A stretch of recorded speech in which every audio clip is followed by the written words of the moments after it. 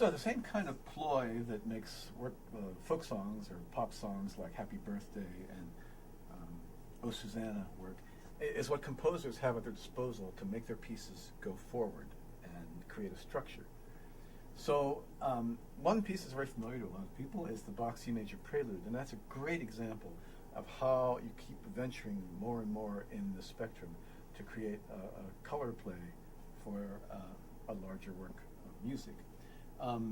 This piece starts out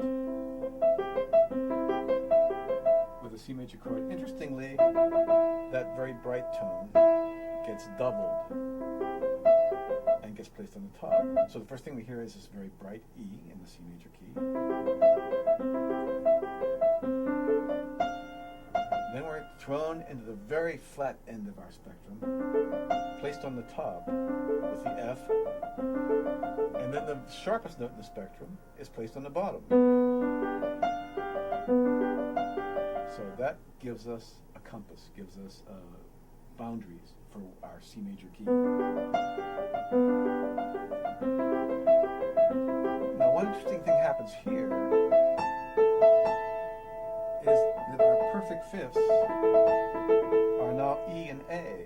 So it's putting our center of attention not on the C anymore, but on the A, because now the A is the parent pitch of E and makes us feel like we're moving way far to the sharp side. And that's a setup for a venture outside of the white key system, throwing in a new note, a sharp note, one note sharper than what system would allow us, and that's the F sharp.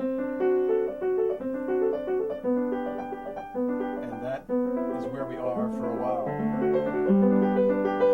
But there's more. We've now covered all of the white keys. We've gone to G, which is a key that adds another sharper note to it, the F sharp. How can we hype up the ante here? Well, by going both sides at the same time. We go one note flatter than we've been, B flat, and one note sharper than we've been. And we get this wonderful diminished seventh chord.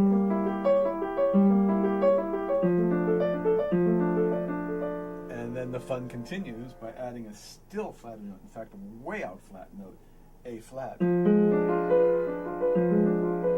with a very sharp V of our key. So Bach is leading us through this color adventure that keeps expanding and expanding, and finally sort of balances itself out to land back into the white key.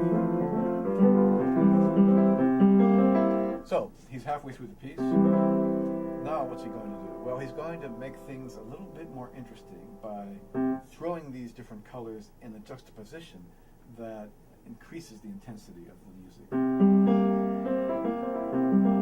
We've had that B flat before, but now it's used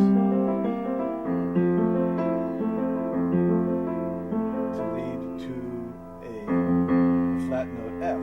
But that flat note F is only there to set up its relationship to the very sharp note, the out of key sharp note, F sharp, and the out of key note, very flat note, E flat, put together this time. We've heard those notes together before, that relationship, but now we've got the sharp note on the bottom and the flat note on top. And the most excruciating moment in the piece is when we travel from this very sharp F sharp in the bass to the very flat A flat in the bass. It's about as wacky as you can get in Bach style.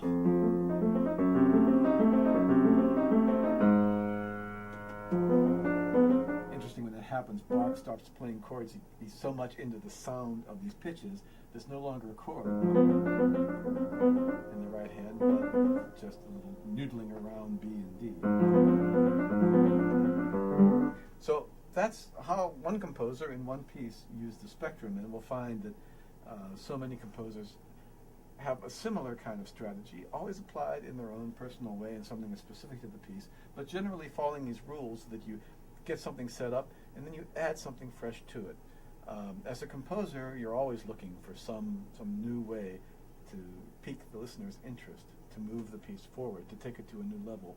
And by using the spectrum of fifths, sort of gives us a guide to find out where the composer did this and how he or she may have done it.